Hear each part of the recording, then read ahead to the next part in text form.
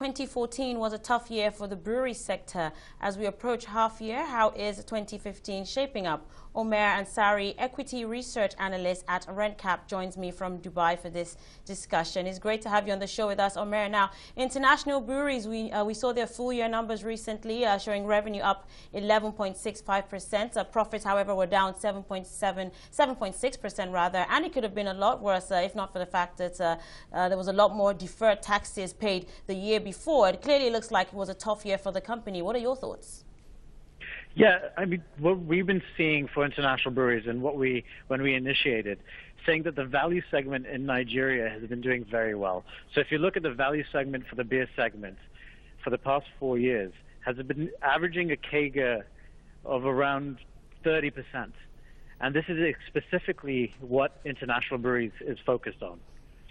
So international breweries in that realm has basically grown in a strong format. However, its cost burden is basically what has impacted its margins as well as its profitability. And this is something that we think is going to feed through for the rest of the sector, because given where the Naira devaluation has gone through and because of what's happened domestically, we're seeing margin erosion take place across the sector. Still, I guess should investors be concerned about that? Because I mean, it's good to see that we did see growth in the company's top line. So as you mentioned, it looks like they are getting a good market share of the value beer segment, but still those that didn't filter through to the bottom line. So should investors be concerned? I think investors will see more pain going forward.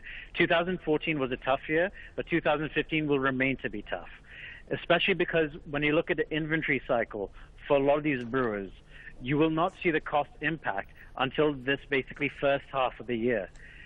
And that's what's happened with international breweries.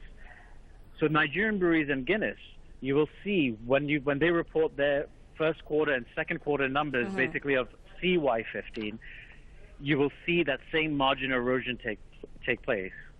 All right, Omair, let's leave it there. Thanks so much for sharing that with us. Omair Ansari is Equity Research Analyst at Rencap.